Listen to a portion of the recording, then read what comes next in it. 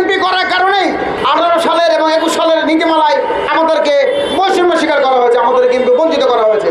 Non MPO মানে পুরোপুরি বেতনবিহীন শিক্ষক। আমরা পুরোপুরি বেতনবিহীন শিক্ষক। নন এমপিও শিক্ষক শব্দটাকে তর্জমা করা প্রয়োজন হয়। অনেকেই জানে না নন এমপিও মানে কি। নন এমপিও মানে পুরোপুরি বেতনবিহীন শিক্ষক, অর্থাৎ আমরা সবাই কমপক্ষে 2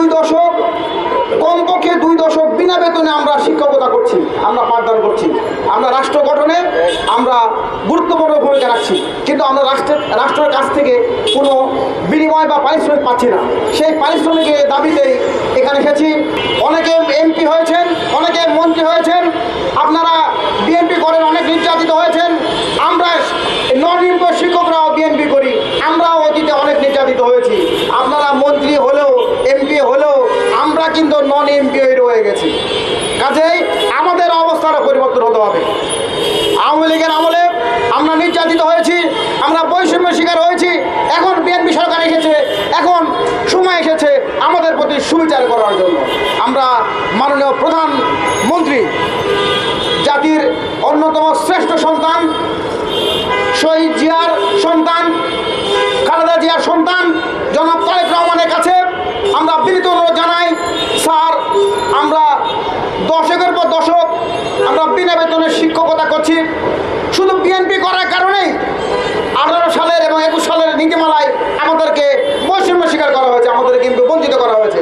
কাজেই আর কোনো টাল ভানা নয়, আপনি সরাসরি আপনার নির্বাহী আদেশ বলে বাংলাদেশের সকল স্বীকৃতিপ্রাপ্তকে একযোগে এমপি মুক্ত করেন।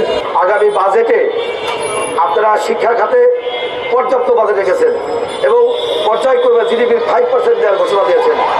আমরা সম্মিলিত নন এমপি ঐক্য পরিষদের পক্ষ থেকে বর্তমান সরকারের প্রধানমন্ত্রী এবং সরকারের শিক্ষামন্ত্রী সহ সকলকে অভিনন্দন ধন্যবাদ জানাই।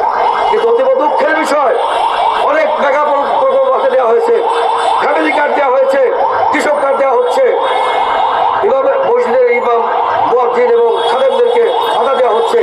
অথচ জাতিগণের কারিগর এই শিক্ষক সমাজ 20 বছর 25 বছর তারা শ্রম দিচ্ছে, বেতন করছে তাদের কাছে, তাদের একবারে আপনাদের বেমালুম আপনারা বেখেয়ালি হয়ে গেছেন।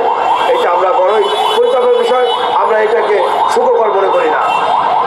আমরা বিগত সরকারের সময় আমরা ইন্টারভিউ চেয়েছি, বিগত ফ্যাসিবাদ হাসিনা সরকার রাজনৈতিক রোষানলের শিকার হয়ে বিএনপি এবং জামাতের জোট সরকারের সময় যে প্রতিষ্ঠানগুলো হয়েছিল সেই প্রতিষ্ঠানগুলোকে অ্যাভয়েড করেছে, যোগ্যতা থাকা সত্ত্বেও এমপিও বঞ্চিত